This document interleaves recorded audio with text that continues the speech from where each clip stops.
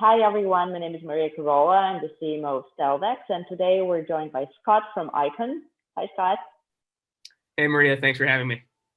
Yeah, sure. And we're gonna be talking Icon and the crypto market and everything around it today. And I would really love Scott to make a brief introduction of himself, so what he does, the project that he works in, obviously, and all the relevant details that you find good for this occasion. Yeah, absolutely. So I work with the Icon project. I've been with the team for over 3 years now, and my time is kind of split 50-50 between Icon specific work and then this entity that I started called ICX Station. Now, ICX Station is focused specifically on product. So yeah, my time's split half between like protocol specific work, like token economics, governance, strategy. I do a little on the community engagement side, like doing things like this. And then the other half is focused on product specifically. And I'm actually launching the first DeFi product on Icon this Sunday. Really excited. And that's been one of my primary focuses recently. Oh, wow, congrats.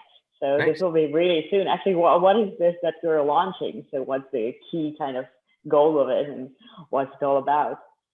Yeah, so the project I'm launching is called Balanced. You can follow us on Twitter at BalancedDAO. And it's kind of like a combination of MakerDAO and Uniswap into one interface. Well, I guess more so like StealthEX, because it has a synthetic asset platform and an exchange built into one. And it's really like what I'm really excited about is really bringing leverage to the Icon ecosystem. So we're launching on Sunday, April 25th at 9 p.m. Eastern, getting the product ready, but really excited. I've been working on it for like over a year at this point. And yeah, that's balanced in a nutshell right there. This is definitely a big step. And probably our interview will go live actually already after it's been launched, but we will definitely put all the links there so people can check it out and like check it for themselves to see more information about it. And what about Icon? So how did you join the team? Because 3 years is kind of a long time for like being in one project. So how does it correlate with your personal values? What was your relation to crypto before? So how did you find Icon? And what's for those people who are not aware and who are encountering Icon for the first time, what is the point of Icon and what does it do? Man, there's a lot there. There's a lot of questions. You can just like steadily answer all of them. I don't know if I'll be able to remember all that, but I'll stick with the how I got involved with Icon first, and like just like the whole 3-year journey, I guess. So I guess in early 2017 is when I first started paying attention to crypto. I was working at Deutsche Bank at the time, and my roommate had come home from work. He had downloaded Coinbase, and he was like, "You got to take a look at this stuff. Like, look at these charts." And I like never had any idea. Like, I'd heard of a Bitcoin, I like didn't know anything about it, like what Bitcoin was. I definitely never heard of Ethereum. And I see, I download the app, and I'm like, all right, first of all, I got to understand like what's going on here because looking at the charts, there's obviously something happening, and there's an opportunity to earn some money on it. So I at least wanted to educate myself on what I was getting into. And that's kind of like what got me started. And then I started just spending a ton of time like researching and reading different primers on like sorry, just getting going over here. Smart contracts, what blockchain is, like what Bitcoin even is, what Ethereum is. And, when I started learning about smart contracts, that's really when I dove down the rabbit hole and was like, wow, this could actually really displace a lot of the stuff that I actually work on at Deutsche Bank. So I started spending like my nights and weekends reading different white papers, different chat rooms, really educate myself as much as possible on the industry and the direction it was going. And then I started, investing in ICOs and stuff. And, the fun really started, I guess, during the ICO boom. And, so the way that I got involved with Icon was, I started going to conferences as well, even like taking vacation days from my job in banking to go to conferences. And I met Min Kim, one of the Icon founders. This was like before Icon even launched, and got his information. We just started chatting, and over the course of a few months, I kind of decided that I wanted to take the leap full time to turn this hobby into a career. And that was in April 2018, and I was the first hire in the San Francisco office of Icon. So yeah, that was definitely one of the questions you asked. Yeah, definitely. Like this is a cool transition from like traditional finance and banking to cryptocurrency, which is like totally a different kind of side of all this financial field. Were you actually more in for finance? That you said that you were starting to look at the charts. So obviously this is kind of trading-ish sort of view. And then you already switched to smart contracts and research and all this stuff. So was it the monetary thing that kind of brought you in first, or was it just general interest in the field? Yeah, it was that. Sorry, I got some serious background noise going on right now. Really tough timing. The whole working from home thing isn't great. I got some landscapers or something going on in the background. Oh wow. Um, Yeah, it seems fine now. okay, all right, that's good. But yeah, so yeah, I mean, the original interest was definitely on the finance side. You know, like as you know, just looking at the charts, and it kind of blew my mind that I could have bought Ethereum at $10, and it was now, I think when I first started looking, it was at like $80, right? Like still like, oh man, like 8x. And but yeah, I mean, from there, like it really started to spiral much more into the technology side and like all the potential applications. And that's kind of what I love about this industry is the fact that it's such a cross section between so many different disciplines, right? Like it's a cross section between finance. There's even some politics involved, economics, software. There's so many different disciplines in this field. You end up learning about a lot of different things. Yeah, true that. So what about Icon? Like talking about the other part of the million questions that I asked in the beginning. Like what's it for Icon? Like what does it do? What was the main idea of creating it, and what problems does it solve as a project? Like in very, very simple terms for people who did not encounter it before. Okay, yeah, sounds good. So, from the beginning, Icon is and always has been an interoperability protocol. We have a unique interoperability solution to connect different blockchains that have, nothing necessarily in common. As long as it's a smart contract platform, as long as it supports smart contracts in some way, our interoperability solution can connect the two networks. And just to make sure that's very clear, specifically what this would allow you to do is like sending coins between networks, sending messages between networks. That's kind of what I mean by interoperability, is being able to get data from one network and send it to another one. So that's what Icon's always been focused on. In the beginning, there was more of a focus on the enterprise side of things. In South Korea, we have like a large presence there. Our technology partner has a lot of relationships with government and enterprise institutions that are interested in using blockchain technology. And since then, we've expanded the scope to include more of the public blockchain ecosystem, as we've realized the solution, the interoperability solution, is certainly applicable to other smart contract platforms outside of Icon-specific style blockchains. Excuse me.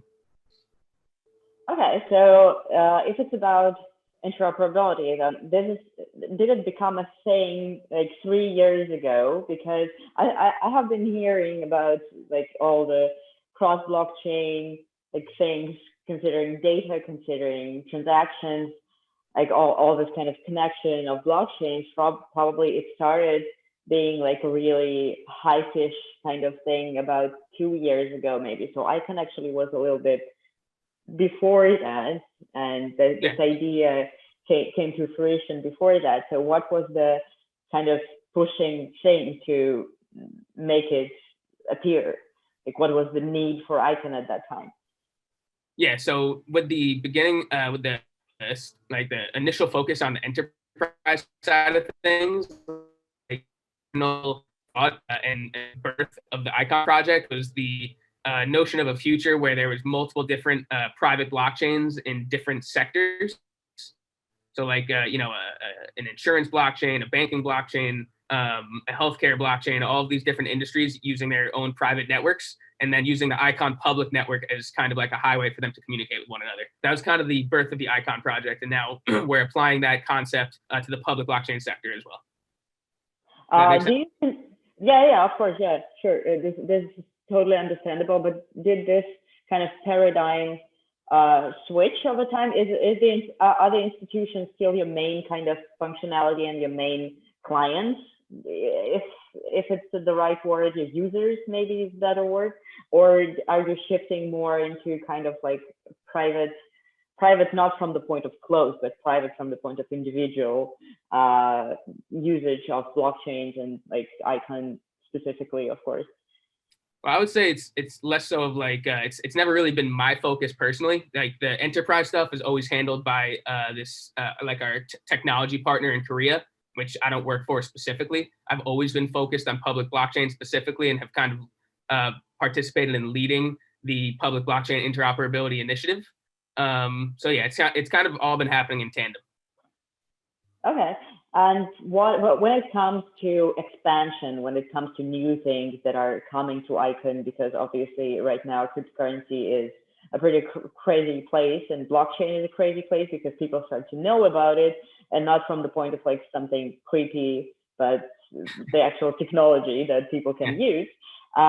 Did it influence your work as well? And did you start like being more active in your field? Are there more partnerships possibly? Like what's the most exciting thing that is kind of going on in the future now? Okay, yeah, I'd say like what I'm really focused on, and just kind of going back to balanced, the way we thought about development for balance was really kind of this mantra of like DeFi for the rest of us. And I'll even want to expand on that and say blockchain for the rest of us, because what we're focusing on right now is like, if you look around at this ecosystem, even the most successful projects, the most successful DeFi projects on Ethereum, for example, they have maybe like 50 to 60,000. I think I lost you for a second here. Oh, yeah, now I think it's okay. Yeah, frozen or something. Okay, all right. So even the most successful projects out there have maybe 50 to 60,000 daily active users, and these are global projects, right? So this market is still very small, and what we're trying to do over at Icon, and I guess ICX Station as well, like with the products that we work on, is having a very big focus on something that you actually want to use, like a design-led product with a great user interface, great user experience, great onboarding, right? We have a wallet that allows you to sign in with just your email, and it's connected to your bank account, so you'll be able to just deposit cash directly into the wallet. You'll get that wallet you'll be able to use in our various DeFi products. Really what we're trying to do is grow that pie, right? Instead of like competing, like of course we're going to try and get some of that 50 to 60,000 DAU that's on other projects, but instead of competing for this tiny, these crumbs essentially that are currently in our industry, our focus is really trying to grow the pie. And you can definitely see that as soon as you go to balance.network and you just see the effort and thought put into the design and the user experience. And once the app is live, you'll see the progressive onboarding, right? Like it takes you step by step as a user to understand what you're doing. So you're not kind of struggling through the products, but you're actually enjoying using them. And we think that's been like a huge gap in the cryptocurrency industry, like really putting the users first. So with balance and with all the DeFi space, do you think that the main problem of kind of using DeFi and using cryptocurrency from that point of view is just the services and the products that are kind of not convenient enough, or not like easy enough, or not well designed enough for ordinary people to use? Yeah, I absolutely think that. I mean, think about like our attention spans these days are getting shorter and shorter. I mean, like the fact that you even have to download a Chrome extension sometimes is like, oh no, sorry, I don't feel like using this, and like, you lose people really quickly. So trying to convert anyone who like hears about your product into an avid, passionate, loyal user, that absolutely comes with great user experience, great design, great, they got to enjoy using the product, right? Yeah, that makes sense. So with balance, you're aiming people outside cryptocurrency and outside blockchain that are not using it right now. And I would say, obviously, sorry, yeah. Just to kind of jump in there, I would say like that's kind of maybe phase 2 would be outside of the cryptocurrency industry. Phase 1, I would say, is people who are in the crypto industry who don't currently feel comfortable using DeFi. We want we're spending a lot of time on education as well. I'm very active in our Telegram channel, answering a lot of questions to make sure people fully understand the product, how to use it, and like what it means for them, right? Like what benefit this actually brings them, and how they can get that benefit. From the point of marketing, it's very interesting because every time I hear that people want to aim for users outside crypto, it's very interesting to know the ways that they want to kind of convert them, because some people, despite the fact that we have this huge hype around cryptocurrency right now, but it's kind of like, it's a weird one because we have Elon Musk and all the memes and all the stuff, but also we have this like massive Bitcoin growth, and it was genuine at some point that people actually considered using cryptocurrency, at least as an investment. And to kind of, do you think it's more important to educate people on what blockchain can actually do, or is it more important to engage them in cryptocurrency as kind of like financial tool? Yeah, I definitely think it's more the first thing you mentioned.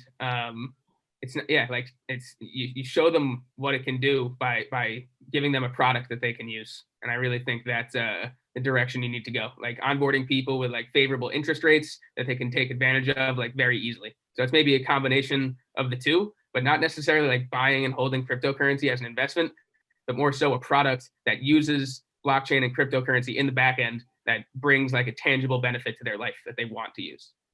So it's not about crypto as such. This is more of like kind of hidden ways. I've been talking about it in one of the interviews. Actually, I don't, unfortunately, I now don't remember with whom it was. When we're editing it, I'm definitely going to put a link there.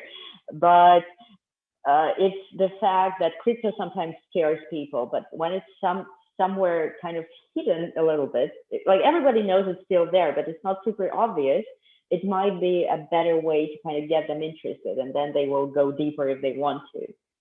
Yeah, 100% agree. I mean, in the end, like blockchain technology is a back-end technology, and the more we can get it into its rightful place, I think the more people are going to use it. Yeah, fair enough. Where do you think it's going to go in the future? Because this is like a general question that everybody wants to know, not from the point of the market, but from the point of the technology and the spread of it and the adoption of it. Like what's going to be the next big thing?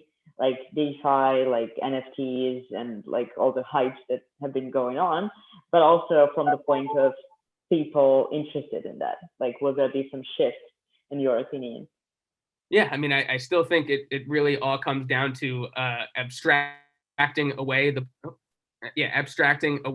blockchain layer as much as possible, to the point that people don't know they're using a blockchain-based application.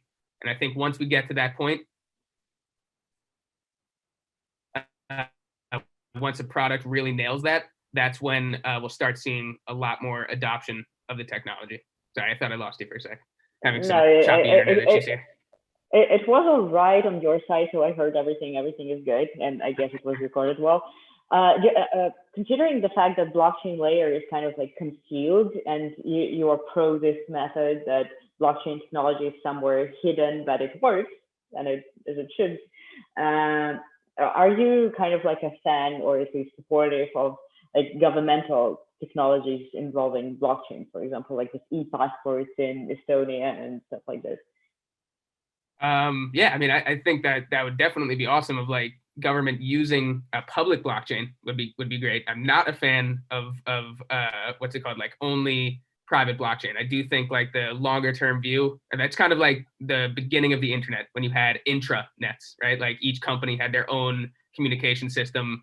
The government maybe had their own communication system. I think we'll eventually find a way that like I could see the use of private blockchain for like storing like private sensitive data, and then public blockchain to like verify that data exists, for example.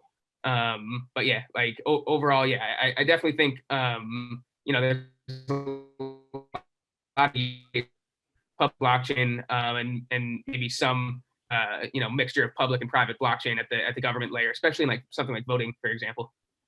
Yeah, voting could be cool. Like everybody was talking about it for quite a while in Europe and in the States. I believe there were. I'm not so sure about the news and how actually verified can it be on my side, but I believe that there were talks on actually implementing the blockchain voting system. It would be cool from the point of transparency. This is like all the data can be checked and it's not going anywhere, so there can be no rigs and stuff like this. This is like something that people probably should consider at some point. So Icon as a company, as a project, believes in a future like this, kind of. Yeah, absolutely. I would say that is a pretty good stance. Yeah. When do you think it's going to happen, and what needs to change for it to happen, actually? Yeah, I don't know, man. To be honest, like governments are just slow moving beasts. You know, technology is moving a lot faster than government and regulation. So, I mean, at some point it's going to catch up, but I don't really have like a timeline in mind of when we'll see like the first ever, you know, national election on using blockchain technology in like you know, large developed country. We'll see. We'll see. I'm definitely thinking years, many, yeah, like maybe 5 years or so. There needs to be like a lot of things done before that, because like right now, even cryptocurrency is not regulated in majority of the countries, which is. Yeah, exactly. And blockchain itself, I mean, people are still wrapping their heads around the technology. We got a ways to go before we see something like that. But I mean, the use case is there. Yeah, the use case is definitely there. I agree with you on that. And I'd say everything that we're doing in the industry right now really is kind of like leading up to that, where we're kind of you know, testing and breaking things and seeing how this technology can work.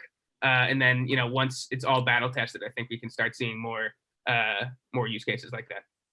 What do you think were the most important kind of milestones for the blockchain world that it kind of came across and passed in the, I don't know, 5 years? I mean, the last 5 years, for it to kind of slowly become the future.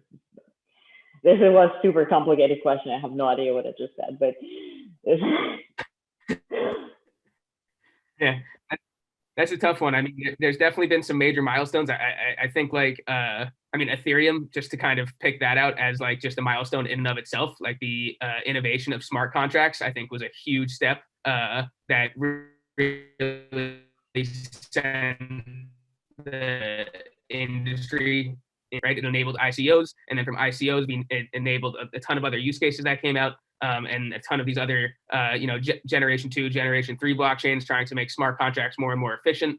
So I definitely think like smart contracts as a technology was probably one of the biggest milestones in the blockchain industry. And then since then, I would say like the use case of smart contracts for both decentralized finance and non-fungible tokens, those were kind of the next big growth catalyst in my view.